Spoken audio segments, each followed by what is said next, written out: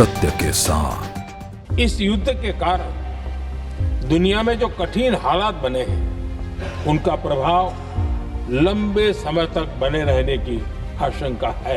हमें तैयार रहना होगा, हमें एकजुट रहना होगा।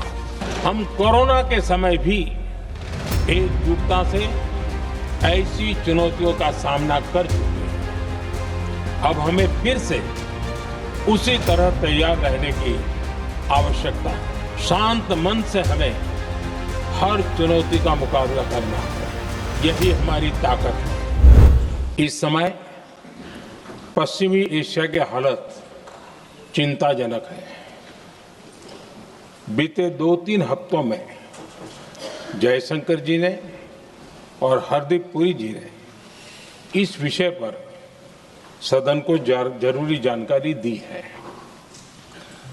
अब इस संकट को 3 सप्ताह से ज्यादा हो रहा है।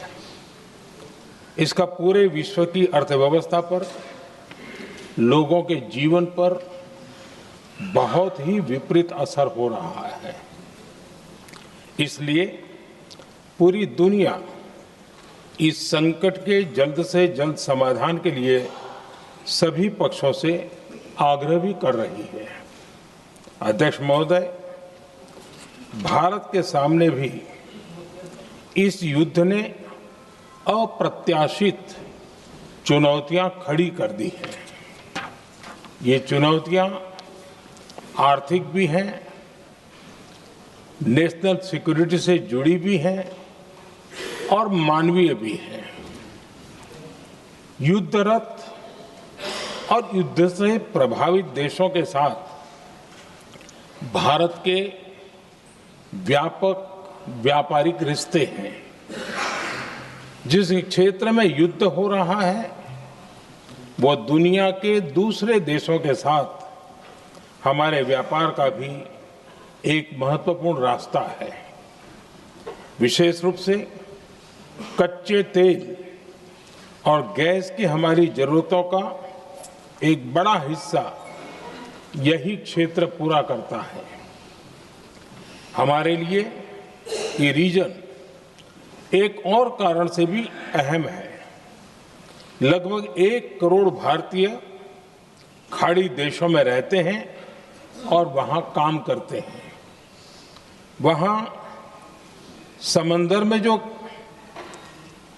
कमर्शियल शिप चलते हैं, उनमें भारतीय क्रू मेंबर्स की संख्या भी बहुत अधिक है। ऐसे अलग अलग कारणों के चलते भारत की चिंताएं स्वाभाविक रूप से अधिक है। इसलिए ये आवश्यक है कि भारत की संसद से इस संकट को लेकर एक मत और एकजुट आवाज दुनिया में जाए।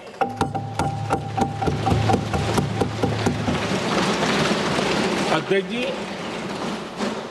जब से ये युद्ध शुरू हुआ है, तब से ही प्रभावित देशों में हर भारतीय को जरूरी मदद दी जा रही है।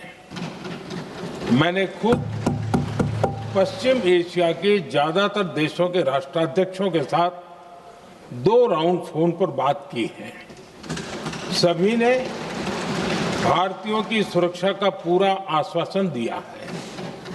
दुर्भाग्य से इस दौरान कुछ लोगों की दुखद मृत्यु हुई है और कुछ घायल हुए हैं। ऐसे मुश्किल हालात में परिवारजनों को आवश्यक मदद दी जा रही है। जो घायल है, उनका बेहतर इलाज सुनिश्चित कराया जा रहा है।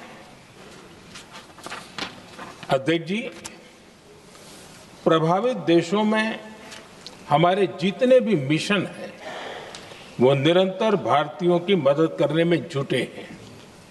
वहां काम करने वाले भारतीय हो या फिर जो टूरिस्ट वहां गए हैं, सभी को हर संभव मदद दी जा रही है। हमारे मिशन नियमित रूप से एडवाइजरी जारी कर रहे हैं। यहां भारत में और अन्य प्रभावित देशों में 24/7 कंट्रोल रूम और आपातकालीन हेल्पलाइन स्थापित की गई हैं। इनके माध्यम से सभी प्रभावितों को त्वरित जानकारी दी जा रही है। अध्यक्ष जी, संकट की स्थिति में देश विदेश में भारतीयों की सुरक्षा हमारी बहुत बड़ी प्राथमिकता रही है।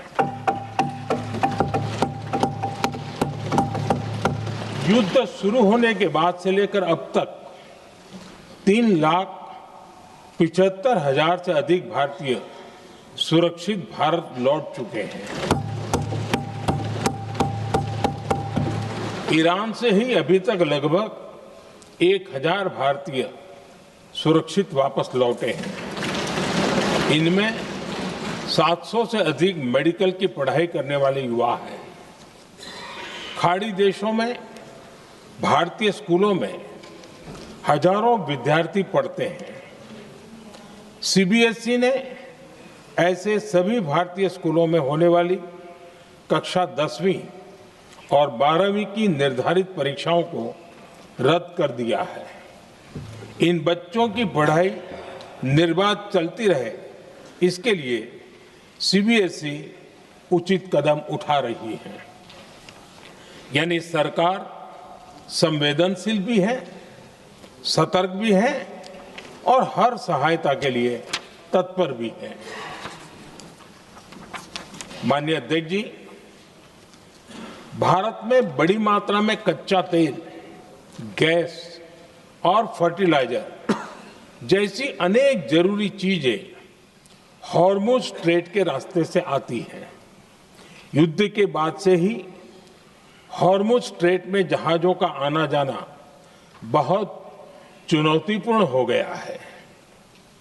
बावजूद इसके हमारी सरकार का ये प्रयास रहा है कि पेट्रोल, डीजल और गैस की सप्लाई बहुत ज्यादा प्रभावित न हो।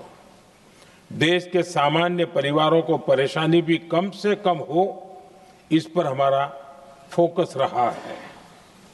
हम सभी जानते हैं, देश अपनी जरूरत की 60% एलपीजी आयात करता है।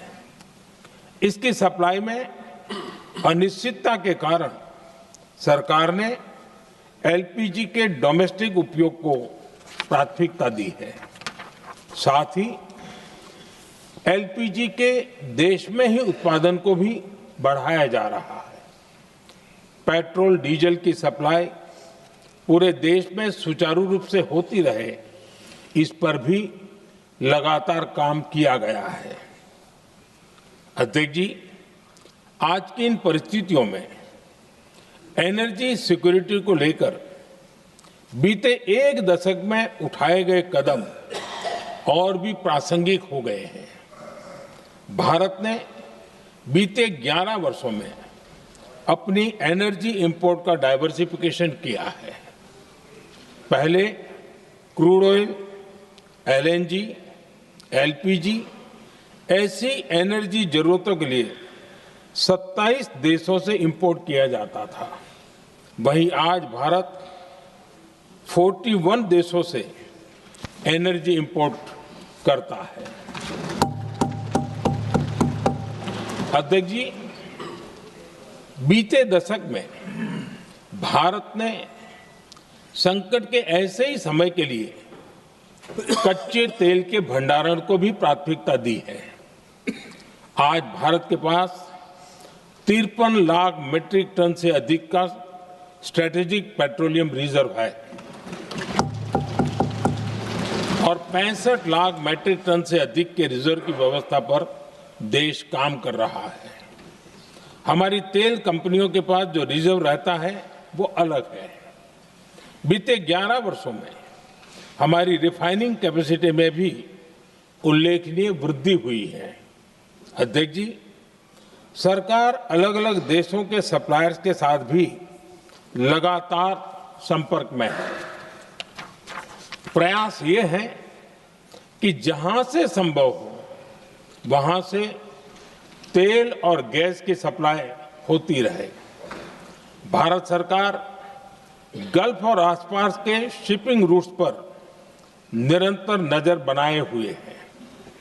हमारा प्रयास है कि तेल हो, गैस हो, फर्टिलाइजर हो, ऐसे हर जरूरी सामान से जुड़े जहाज भारत तक सुरक्षित पहुंचे। हम अपने सभी वैश्विक सहयोगियों के साथ निरंतर संवाद कर रहे हैं ताकि हमारे मैरीटाइम कॉरिडोर सुरक्षित रहे। ऐसे प्रयासों के कारण बीते दिनों हॉर्मुज स्ट्रेट में फंसे हमारे कई जहाज भारत आए भी हैं। अध्यक्ष जी, संकट के इस समय में देश की एक और तैयारी भी बहुत काम आ रही है। पिछले 10-11 साल में इथेनॉल के उत्पादन और उसकी ब्लेंडिंग पर अभूतपूर्व काम हुआ है।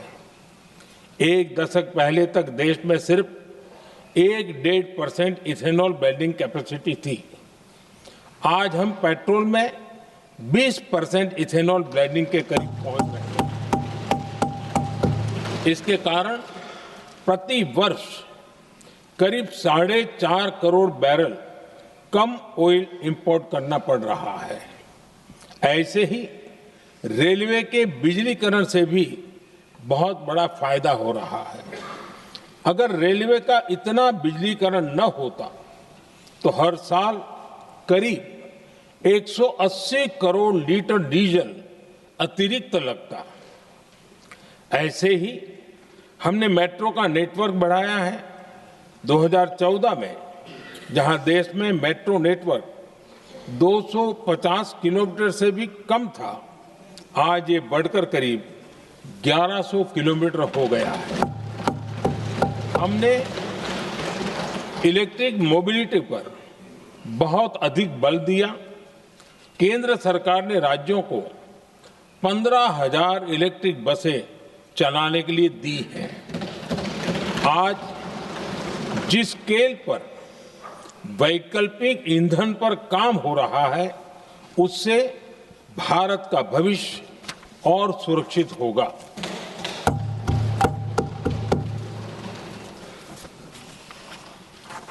आदरणीय अध्यक्ष जी, हम जानते हैं कि एनर्जी आज इकोनॉमी की रीढ़ है और ग्लोबल एनर्जी नीड्स को पूरा करने वाला एक बड़ा सोर्स वेस्ट एशिया है।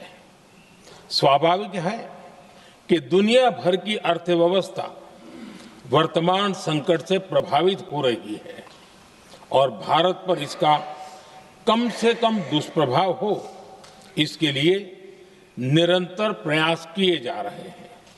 सरकार इसके शॉर्ट टर्म, मीडियम टर्म और लॉन्ग टर्म ऐसे हर असर के लिए एक रणनीति के साथ काम कर रही है। आज भारत की इकोनॉमी के फंडामेंटल्स मजबूत है। इससे भी देश को बहुत मदद मिली है। हम हर सेक्टर के स्टेक होल्डर्स के साथ चर्चा कर रहे हैं। जहां भी जरूरत है उस सेक्टर को आवश्यक सपोर्ट दिया जा रहा है। भारत सरकार ने एक इंटर मिनिस्ट्रियल ग्रुप भी बनाया है। ये ग्रुप हर रोज मिलता है और हमारे इंपोर्ट एक्सपोर्ट में आने वाली हर दिक्कत का आकलन करता है और ये ग्रुप आवश्यक समाधान पर भी निरंतर काम करता है। मुझे पूरा भरोसा है कि सरकार और इंडस्ट्री के साझा प्रयासों से हम परिस्थितियों का बेहतर सामना कर पाएंगे। माननीय अध्यक्ष जी, एक बड़ा सवाल ये है कि युद्ध का खेती पर क्या प्रभाव होगा। देश के किसानों ने हमारे अन्न के भंडार भर रखे हैं, इसलिए भारत के पास पर्याप्त खाद्यान्न है। हमारा ये भी प्रयास है कि खरीफ सीजन की ठीक से बुआई हो सके। सरकार ने बीते सालों में आपात स्थिति से निपटने के लिए खाद की पर्याप्त व्यवस्था भी की है। अतीत में भी हमारी सरकार ने दुनिया के संकटों का बोझ किसानों पर नहीं पड़ने दिया था। कोरोना और उस समय के युद्धों के दौरान उस समय भी ग्लोबल सप्लाई चेन में डिस्टरप्शन आ गई थी। दुनिया के बाजार में यूरिया की एक बोरी 3,000 रुपये तक पहुंच गई, लेकिन भारत के किसानों को वही बोरी 300 रुपये से भी कम कीमत में उपलब्ध कराई गई। अध्यक्ष जी, देश के किसानों को इस प्रकार के संकटों से बचाने के लिए भी बीते वर्षों में अनेक कदम उठाए गए हैं। पिछले एक दशक में देश में 6 यूरिया प्लांट शुरू किए गए हैं। इससे सालाना 76 लाख मैट्रिक टन से अधिक की यूरिया प्रोडक्शन कैपेसिटी जुड़ी है। इस दौरान डीएपी और एनपीकेएस जैसी खाद का घरेलू उत्पादन भी करीब 50 लाख मैट्रिक टन बढ़ाया गया है। इतना ही नहीं, तेल और गैस की तरह खाद के आयात को भी डाइवर्सिफाई किया गया है। ऐसे ही डीएपी और एनपीके के आयात के लिए भी हमने अपने विकल्पों को विस्तार किया है। अध्यक्ष जी, सरकार ने देश के किसानों को made in India nano urea का विकल्प भी दिया है। सरकार किसानों को प्राकृतिक खेती के लिए भी प्रोत्साहित कर रही है। पीएम कुसुम योजना के तहत किसानों को 22 लाख से ज्यादा सोलर पंप दिए गए हैं। इससे भी डीजल पर उनकी निर्भरता कम हुई है।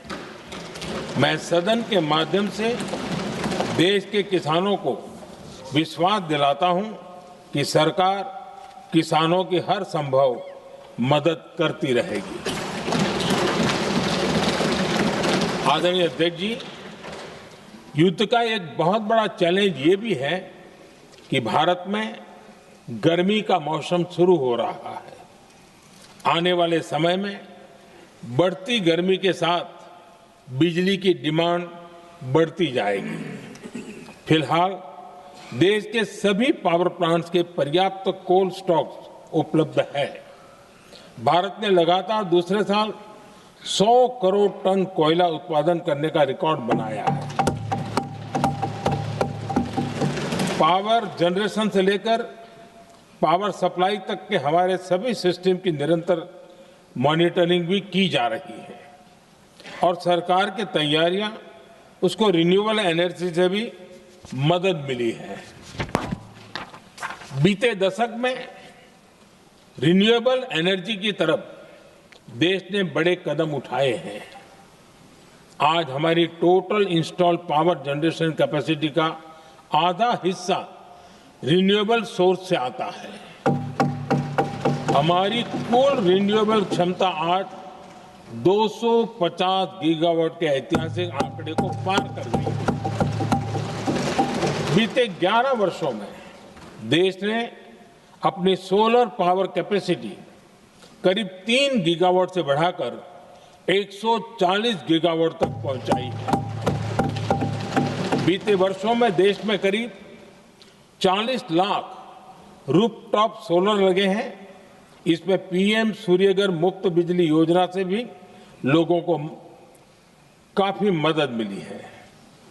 गोवर्धन योजना के तहत देश में आज 200 कॉम्प्रेस्ड बायोगैस प्लांट भी काम करना शुरू कर चुके हैं। ये सारे प्रयास आज देश के बहुत काम आ रहे हैं। सरकार ने भविष्य की तैयारी और बढ़ाते हुए शांति एक्ट माध्यम से देश में न्यूक्लियर एनर्जी के उत्पादन को भी प्रोत्साहित किया है। कुछ ही दिन पहले small hydro power development scheme को भी हरी झंडी दी गई है, जिससे अगले 5 वर्षों में 1500 मेगावाट नई हाइड्रो पावर कैपेसिटी जोड़ी जाएगी। आदरणीय अध्यक्ष जी, जहां तक डिप्लोमेसी की बात है, भारत की भूमिका स्पष्ट है। शुरुआत से ही हमने इस संघर्ष को लेकर अपनी गहरी चिंता व्यक्त की है। मैंने स्वयं भी पश्चिम एशिया की सभी संबंधित नेताओं से बातचीत की है।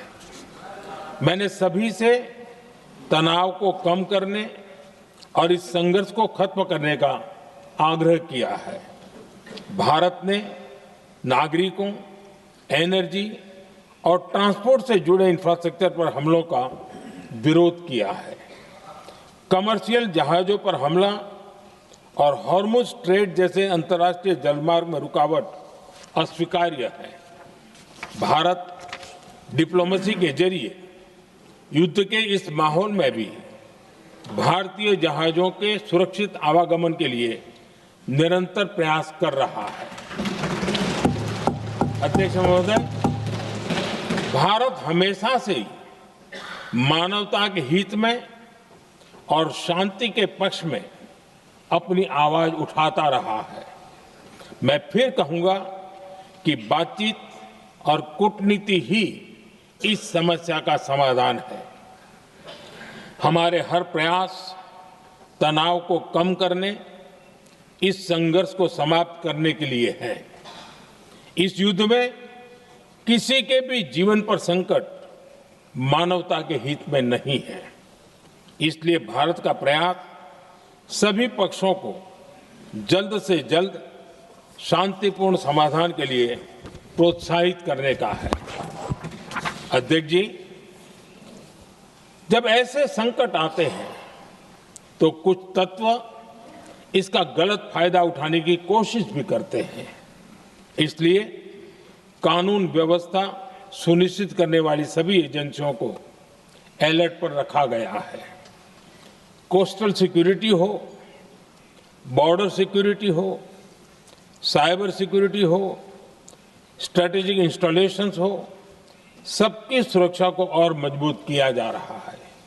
अध्यक्ष जी, इस युद्ध के कारण दुनिया में जो कठिन हालात बने हैं, उनका प्रभाव लंबे समय तक बने रहने की आशंका है। इसलिए हमें तैयार रहना होगा, हमें एकजुट रहना होगा।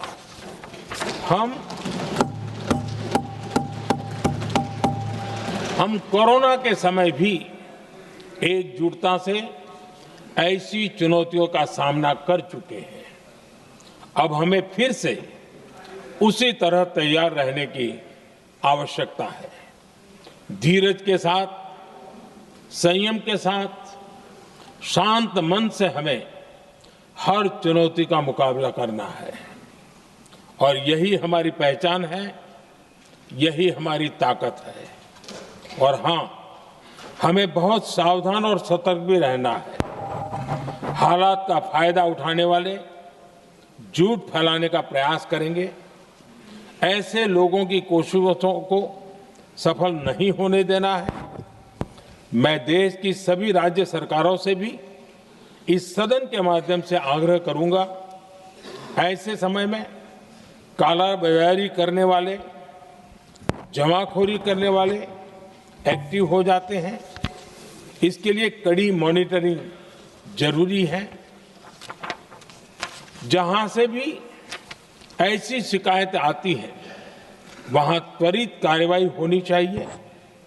देश की हर सरकार और देश का हर नागरिक जब मिलकर चलेंगे तो हम हर चुनौती को चुनौती दे सकते हैं। इसी आग्रह के साथ मैं अपना वक्तव्य समाप्त करता हूं। बहुत बहुत धन्यवाद।